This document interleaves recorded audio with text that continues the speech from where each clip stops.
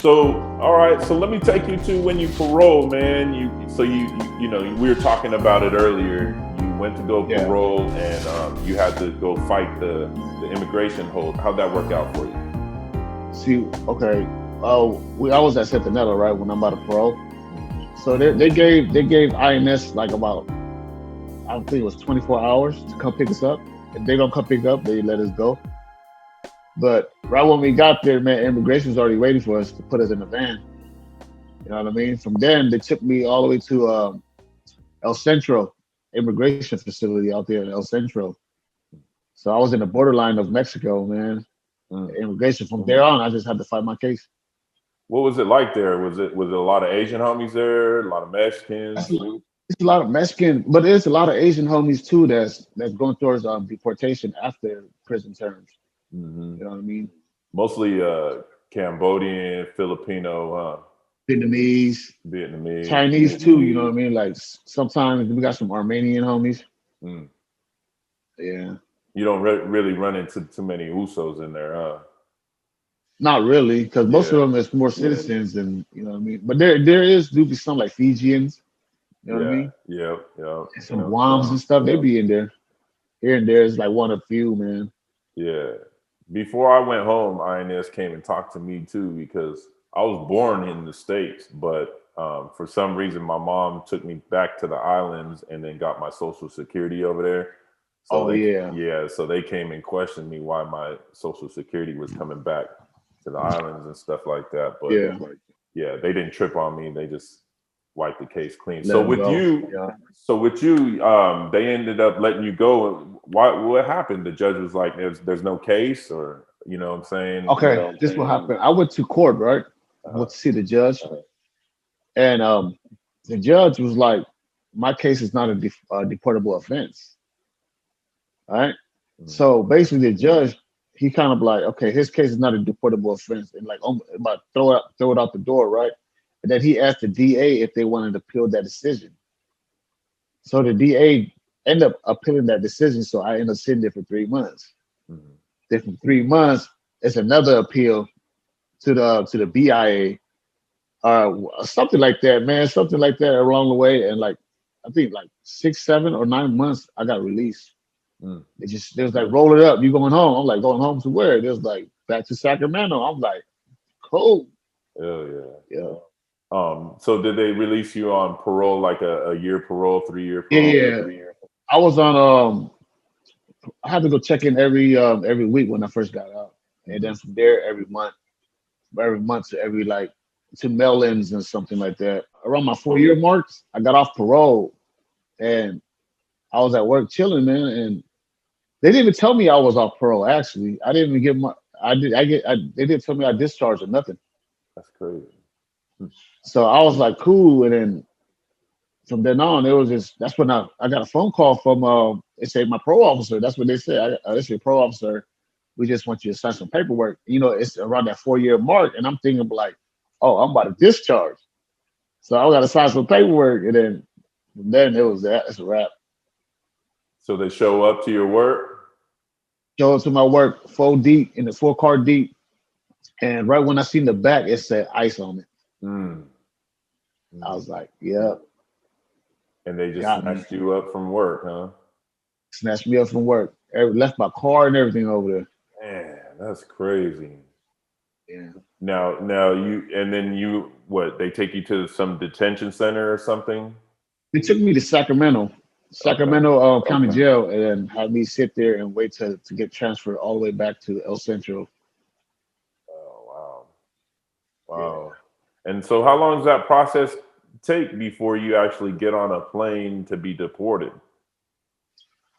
Well, we had to wait till the Cambodian council accept us, because first, remember, I was born in the Philippines, so first they tried to holler at the Filipinos, and I waited like 3 months for the Filipinos. It's like, nope, we don't want them. And then from then I have to wait another 3 months for the Cambodians, and the Cambodian was like, yeah, we're gonna accept him, and then they have interviews. So the consulate from Cambodia had to come down out here to the States. They end up in, I think Pennsylvania or somewhere that we end up going along the way. We was like traveling from different facilities all the way to Pennsylvania. to go meet him, interview. It took about like, man, I'll say almost a year process. Before you actually got on the plane. Yeah. Okay. Damn, that's crazy, man. So, all right, so they appealed the damn decision. They snatch you up from work. You go through this process, and then now you're on the plane. You touching down in Cambodia. Take me to that day. What was that experience like? That day, right, you know, right when we was on the plane, about to land in Cambodia, and I'm looking down the window, I'm seeing, you know what I mean, dirts and everything, and motorbikes, and that shit really hit me. I was like, my heart just sunk. I'm like, damn, I'm really in Cambodia. You know what I mean? It is, you know, you be like, damn, man. You know what I mean? It's like now it's back to square one. Like, fuck it, we just gonna rock it out. You know what I And mean? and you never been there before. I mean, you don't remember nothing about Cambodia. I ain't never stepped foot in Cambodia before until that day. Damn, man, that's crazy, dude. You know what I mean? So, so when you get there, man, like you said, it was like a culture shock, of course. What things do you remember that you had to get used to over there that you didn't have that you usually had over here in the States? To be honest, you know, over there is it's the same thing here in the States. It Mm, just what you don't have is your family right mhm. beside you. Right. You know what I mean? It's just that part. That's Okay. the tough. That's the tough part because you got to be over there on your own now. You can't just go to your mom's house and trying to lean on them and stuff. You know what I mean? Now you Right. like you just got to be a grown man now. Yeah, yeah. So you had to start over then. So you didn't have nobody out there in Cambodia to help you or anything like that? My mom had my aunt and stuff, Hmm. but then before I even went there, it was already a deportee community out there already. So Yeah. you know what I mean? Everything was already it was already like established down there with all the other homies over there. Hmm. Go get some more water, mama. That's Come cool. here, come here. You want to say hi? Say hi, Ron. Come here. She took off. Man, that's cool, man. I like seeing you doing that, bro, man. That's the way to stay out of trouble. Yeah, Family, kids, all that stuff. man, that's the Man. only way now, man. So, you told us what it was like being away from your wife and kids, being out there. Uh, did you go to what do you call that? Halfway house? Yeah, did you go where they sent all the deportees? No, I didn't go over there because when I got there, my mom. I already talked to my mom. I was gonna get there, right? And then she had Mhm. my aunt pick me up at the. It was at the police station right there across the street from the airport. So yeah, she came and bailed me out. It was like what, $100. They ain't supposed to take no money from you, but you know how they do it. That's how they get in. Yeah. Yeah, that's what the other Cambodian homie was telling me. He was like, "Man, they want money." You know. Yeah. Yeah. Did you ever run into other deportees out there? Like, you know what I mean? Like Oh man, befriend some of a them, lot. become cool I with got a them? lot of homies out there, man. Good homies too that changed their life around. Been changed their life around before they even got deported. You know what I mean? Yeah. And there's a lot of them, man. That's a lot of good homies out there. Like the homie KK, man. He got that Tiny Toon thing. Have you heard about that? Yeah. Yeah. Yeah. Yeah, the break dancing, the hip hop and stuff. Another homie out Schools there and the kids. too. Yeah, there's another homie out there too that's running a little restaurant too, right? Uh, Well, like there's a few of them though that actually did ran a restaurant and then they got shut down and you know. oh, okay. I think it was like Long Beach burritos or some shit like Oh yeah, that. yeah. You talking about that? What's his name? I forgot his name, man. I know his first name is Peth or something. Something. I know who you talking Yeah. about though. And then he I've got his street name, man. It been a minute. yeah, yeah, yeah, yeah.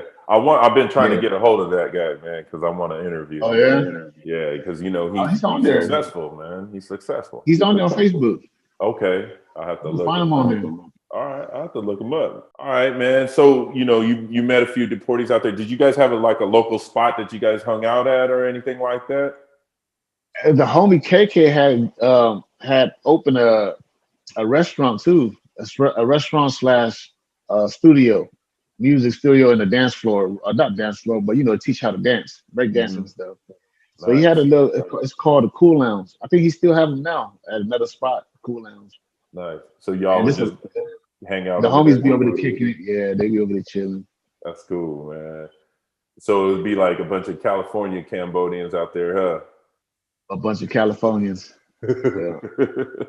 That's right, Mostly at man. KK spot, man. There's a lot of Long Beach peoples over there. That probably helped you a lot, man. You know what I mean? Because I'd be depressed as fuck if I was, by myself and shit. So being around people that kind of can relate, that probably helps out a lot. Like, it's like when you first hit the prison and you meet the homie that did a lot of time and they'll lace you up. Same thing over there. When you go over there and you meet the homies that's been there a long time and they'll give you the ins and out of, you know what I mean? Just, man, keep going positive, man. Don't be going back and try to do no drugs or whatever that, because that shit could be your downfall over there. And it really do be a lot of homies downfall over there. But there is a way you can just be cool, keep it cool, do your thing.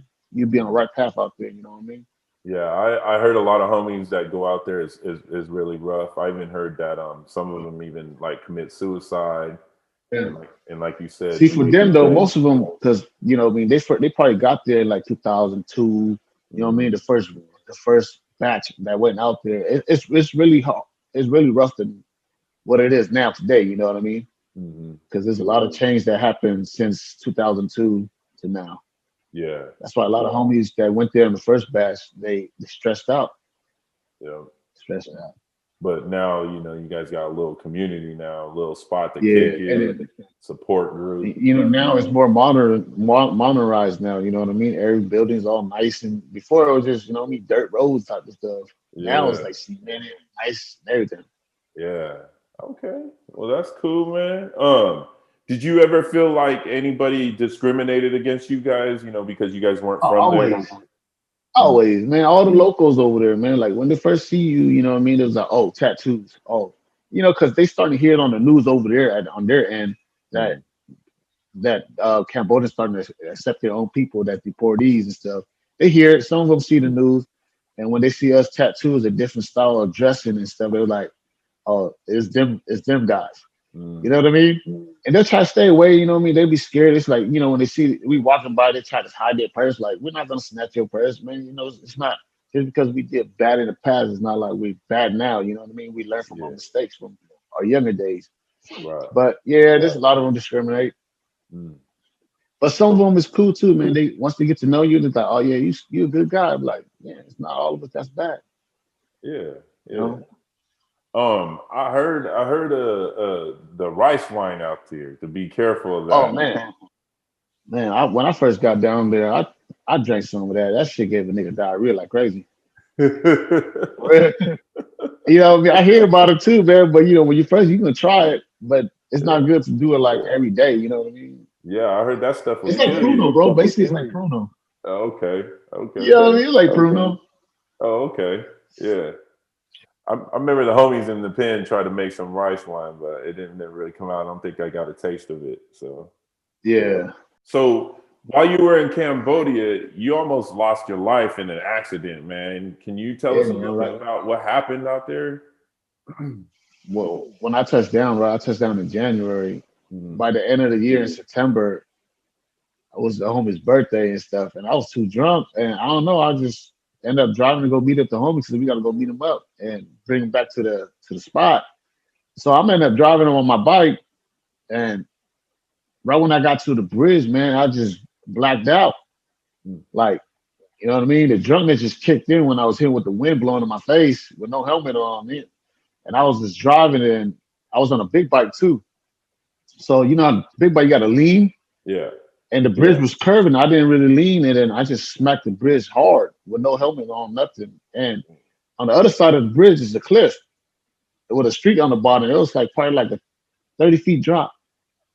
But lucky I didn't drop. I stayed on the bridge. Then man, I broke my neck. I blacked out. I wouldn't know what to tell you. Yeah. It's fast enough to break my neck though. You broke your neck. Damn. Yeah, I got a metal plate in my neck. You know what I mean? I got my scars right here. I got hit right here, and I got a gash, like a big old gash right here somewhere. Damn. Yeah. Damn, man. And left me paralyzed for like 6 months. Damn. So you were in like one of the local hospitals out there too. Yeah, when they first put me, it was like a house. somebody's house, but you know they turn into a little hospital. And that experience, bro, that's I could tell you, man, it's crazy in that little house section. If you want to hear about it, you know, I can tell you what happened in there. Tell You me, know, tell me, man. man, when I was in there laid up, bro, I couldn't feel my leg. I couldn't pee on my own. They had to put tubes, you know what I mean? All that stuff. And I'm just laying there. And that house, they said they took me to do an x-ray. I had to pay like, the homies paid like 200 some bucks to do an x-ray. And they talk about, oh, he's fine. Ain't nothing wrong with him. Right. But I can't feel my leg. So they brought me back. And then I'm laying there, right? So here I hear somebody's coming in, screaming and crying. You know what I mean? And this guy, he got in a car accident. So he broke his leg. And his bones all popping out, his blood everywhere. His bed is like literally like not next to me, but you know, it's like like a cell. Just like that. Bed next to each other from one wall to one wall. Bro. And he over here screaming, talking about help me, I'm in pain. Give me some meds, give me some med. And the the doctors, whoever it was like, you need some money. That's the only way I can help you. You know what I mean? If you ain't got no money, I can't give you no medication, no nothing. So basically, if you ain't have no money, they left you for dead over there. They'll just be like, but you have to get somebody to come here and give me some money so I can give you some painkillers or something. And this nigga broke his leg. You know what I mean? Bleeding everywhere and just screaming in pain. I'm like, I'm over here looking like this because, you know, I can't really move my neck. And I'm like, man, this shit crazy. Damn. Yeah. That's fucked up, man. So, crazy. You know, you luckily you have some homies and family looking out for you as far as the funds go. Yeah, homies, man. Homies turn to families. Damn. Yeah. That's crazy, man. So you get them some money, they get you, you know, some meds or whatever, they get you healed up. How long did that take, man, that healing process? You said you were paralyzed for a few months, right? Oh, man. From there, man, I had to, from there, I left there to another hospital, and we had to finally got done like the real way, X-rays and stuff. You know what I mean? And from there, it was like, oh yeah, he broke his neck, and this and this and this and that. It's gonna cost this much for him to do a surgery, and I couldn't come up with that money. My family couldn't come up with money. So what happened, man? One of the homies' wife, actually, rest in peace to her. You know, her and her friend, they came together and did a GoFund for me and raised the money for my surgery, man. Without them, man, I would have been probably a vegetable. Damn, but that's crazy. Yeah. They did the GoFundMe out there in Cambodia or over here in the States? Out there in Cambodia, but you know, in the States, a lot of people they send money, they donated and stuff like that. Yeah. Man, that's crazy ass experience, man. You could have died out there, bro. Could have died. I could have been a vegetable, and if I would have died, I would have never seen my kids. My family would have never seen me. They would have probably came to Cambodia just to bury me. Damn, that's crazy, man. I got a lot of story about that, man. From that 5 years experience out there to coming back home. Yeah, that's what I'm getting into, man. I want to hear that, man. It goes deep, man. It goes deep. It's like hour long. Man. Hey, I got time. I got time. Yeah. Man, but so you out there, man, you almost died. That's crazy, man. And man. so you know, you're out there 5 years and for what, a year or so, 2 years, you're out there trying to recover. Yeah, my first year I got there, got an accident on September, and then from then on, that 4 years is more of recovery. Damn. And living in pain. That was all it. That was it. Yeah, because you really don't got access to the meds, right? Yeah, and then really, it's not all good. You know what I mean? Doctors and stuff like that. I was blessed enough to have them put me back to where I'm at now, but I'm still walking around with lips and stuff. You know what I mean? But it's still doable. Do you still live in pain right now too? Oh yeah, man. All my whole back, everything.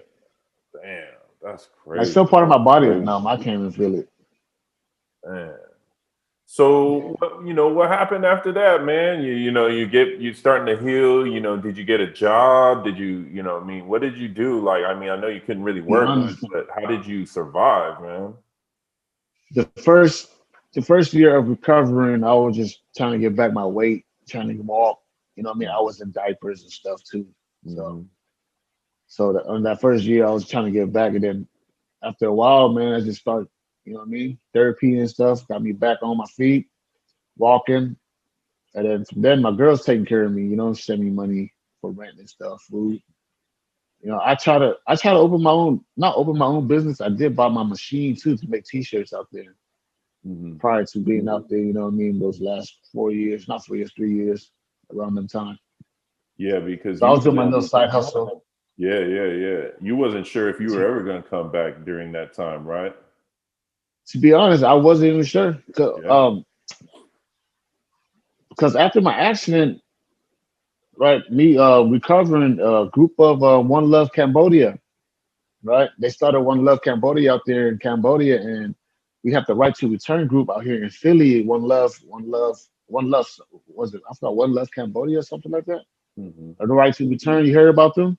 I did. I Well, did. a bunch of like I think like 30 people, like lawyers and attorneys and stuff. They came down to Cambodia. You know what I mean? And had did an interview with a lot of deportees, Yeah. and like, let's see who want to try to reopen the case. Who want to, you know what I mean, for them to look into their case and see what's the loophole to anything. You know what I mean? Hmm. I I was like, you know what? I'm gonna go give it a try. I ain't got nothing to lose. I'm stuck, right? Yep. I'm telling Yep. a lot of homies too. I'm like, come on, man, let's go, let's go. They was like, nah, man, we stuck here, man. We ain't going back. I was like, all right, man, you say so. I'm about to go over there. I went over there, chop it up with them, sign my name over, sign my thing. From then on, you know what I mean? There was like, hey, then back like a couple months later, they hit me up talking about, hey, your case looking good. We're gonna try to do this, do this. I was like, hey, that's fine with me, man. Do what you gotta do, right? And this is like third year, you know what I mean? The third year in there. I'm in my second year there. You know what I mean? Hmm. And it took me 3 years though to get back where I'm at. Hmm. Out of those 5 years, you know what I mean? So Hmm. it's not like it's just happened overnight. I waited 3 years because I knew, like, 'cause from then on, I knew I was like, man, one day I might come home. I don't know. Yeah. And then, along the way, I waited. We waited like almost like a year later. I got a message from them talking about, hey, your case is looking good. We just waiting on this case at the Supreme Court to overturn. Once that overturned, we're gonna throw your paper back in and trying to get it done. And that's what they did. And it happened Mm. Nice. after 3 years, you know? Man. We'll get to that in a second, man. I want to Yeah. ask you a little more about what you were doing during the time, man, to kill Oh time. man, I was just staying home and just, you know what I mean, going to the friend's house, kick it a little bit, hustle on my t-shirts, side jobs and stuff, like do a little photoshops and stuff like that. Yeah, man, Yeah, that's that's cool, all I man. was doing. I was just kicking back at home, just doing me. Yeah, yeah, yeah. Um, It probably went by kind of fast because you spent the first couple of years healing, huh? yeah, it flew by fast. Them 5 years went by fast. Yeah, yeah. Okay. Man. Um, so they eventually overturned the case and they decide that your case wasn't a case where you should Violent have been crime. deported. Yeah. So it has to be under a violent crime in order to keep you out there in Cambodia. Yeah, that's what that's Okay. what that's what the immigration said, law said, I guess. Okay. But there's some homies out there right now that don't got violent crimes, huh? And they're just stuck. Yeah, man. Some of them got some petty shit. Yeah. Yeah. You know what I mean? And they still out there deported. And hopefully, man, one day, man, all of them get the right to return. You know? Yeah. I feel bad for a It lot of is. the homies out there. Was they tripping when they found out you got your chance to go back to the States? Be honest, some of them might did, some of them might not, because like I was telling you, man, when I told a lot some of the homies that, hey, let's go talk to these lawyers. Hmm. You know what I mean? After years go by, they're like, man, you ain't going. No, I didn't tell nobody, right? I didn't tell my process. I just told them like, let's go meet up, and then we do this, and then it's just one day they got a shock. We're like, Like, we're damn, going back, you going back. yeah, I back. bet they were happy for you though, man. I'm pretty, yeah. They'll know. I bet you they'll probably, man, I should have went. Yep. Yep. At least give you a chance. You know what I mean? You here? Why not just go there and just do it? It don't cost nothing. That's It a costs you the blessing that you freedom. went out there and they came out there and you said, man, I'm gonna go over there and talk to them, man. That's a blessing, man. Yeah, man. Hell yeah, man. It's a I'm glad blessing. that that worked out for you. So tell us, man, tell us what it was like, man, coming back after 5 years in Cambodia. You come back to the States, man. What's the first day like, man, when you get back? What did you want to Man, do? to be honest, man, my first day back when I was on a plane, right? I'm gonna tell you from when I left Cambodia. Right? I have videos on it. I recorded myself when I left the airport. Send them, man. Send them. We'll put them in this. Yeah, I got them, man. I went into Cambodia airport. I was talking to my girl. I'm happy as hell. I'm like, man, I'm about to hop on this flight, yo. I'm waiting. I'm just like excited. I'm like, damn, I can't wait. I'm a boy. All right, bro. Say flight, my boy. Holler at me when you touch down. That ain't gone. Was it the right to return, huh? All right, my nigga. Outro. My camera dark. That nigga out. My shit too dark. I'm waiting. I'm just like excited. I'm like, damn, I can't wait. All right, AB. Say flight, my nigga. You know what I mean? I can't wait to go see my kids because I got my daughter too. You know what I mean? She was just born. You know, she was only like 1 year old when she came out to see me, and you know, and well, look, oh man, let me get back to the beginning, man. I gotta tell you what happened, right? Let's do it. My wife and my mom came down. The year, not the year that year that I was going home, right? They came in December and they was leaving in January, right? And we went on the trip. We went to Parole to islands, so we chilling. Me and my girl in the hotel, we chilling and shit. She got an email from the lawyers talking about good news. Veasna's going home. And you know, she's over there with me, and so she's excited. She was like, "Oh, but you get to go home. You get to go home." So I was like, "Oh, damn, what?" So you know, she wished she could stay with me to go home with me, but you know, she had to go back on that, and I ended up going home. Like I think it was February, January, maybe February or March, man. One of those months I went home. Yeah. And then from there, okay, from the airport, man, I was chilling. I'm like, man, I can't wait to go home, man. You know what I mean? I was like, man, I want to go kick it with my daughter. I want to go surprise my family. That's my main thing I want to do because I didn't tell them. You know what I mean? I wasn't even trying to let them know nothing. They didn't know nothing. You know what I mean? Yeah. I was trying to pull up when I kind of did pull up on it, but they suspect me coming home because there was posts up with me come home and stuff. Oh, okay. And yeah, man, my whole thing was in my head was going to see my kids. You know? That's the first step. I'm not even worried about McDonald's. I ain't worried about no fast food. I ain't worried about no clothes. I ain't worried about nothing. I just want to go home and kick it with my family. You know what I mean? Barbecue, just chill, do something like that. That was the main thing.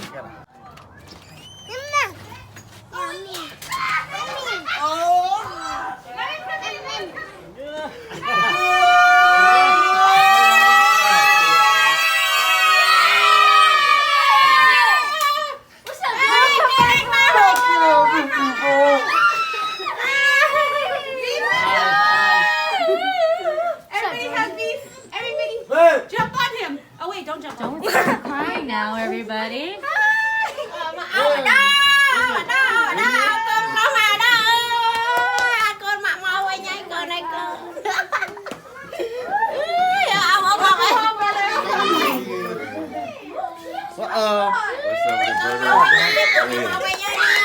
Daddy's home. Daddy's home. Daddy's home. Daddy's home. Oh. Daddy home. Daddy home. Daddy home. Phải giống đấy. Take a shot, Dad. Man, I bet they was happy to see you like a mug, man. That's cool. Man, they was surprised. Never knew, man. Never knew it was somebody was coming home. You know? And I'm not the first one to come home either. Right. I read something about that. You're the second. Second, my cousin was the first one that came home. Oh, so the guy I read about, that's your cousin? Yeah. That's crazy. He came home. He was only out there for like 6 months. He but he was never supposed to be deported. Yeah. Yeah, he was never supposed to get deported in the first place. But That's you know, immigration, man, they so grimy. They were like, I'm gonna send you out now. You know, they could have left him in there, and let him fight his case and stuff and get it over with. Instead, they just like, I'm gonna deport you. scam. Fuck, that's scandalous, man. So you get back, man. Your family's happy, man, and you know, like, what did you guys do? I mean, what was the first thing you did eat? I know you didn't want to eat, but man, you went and saw your family. What's the first? Did you eat Cambodian food? Did you go get some American food? The first time, man. To be honest, I don't even remember eating no fast food or nothing like that. Because when I came home the next day, my mom talking about, you know, she's trying to cook some food. So we over Yeah, there at Family Gathering. So I think that's probably my first food was eating Cambodian food. You know yeah, what I mean? man. But Home I've been cooked eating food. Cambodian food over there already, but it was just my mom cooking is different. You feel me? So it's That's like, you know, true. mom's cooking. So Yeah. yeah, Man, man. I'm happy for you, bro, man. That's so cool, man. Thank you, man. Hell yeah, because like you said, a lot of the homies over there, man, stuck, you know, and Yeah. so okay, so now you home, you with the family. How long you been back now? I've been back for like 2 years. Man, love it. Yeah, so what, you got your accident and everything, so it's hard for you to get any work. So what are you doing now? You printing shirts, talking to the youth. What are you doing now? Right now, I just gotta stay. I'm staying home, watch my kids, and because ain't my girl can't get no babysitter. You know what I mean. But Hmm. then I did buy my equipment to make t-shirts, so you know here and there, you know what I mean. I could bust a little shirts off here and there. You know, people want customized shirts and stuff. Hell Yeah, yeah, yeah, man. still make some hustle like that.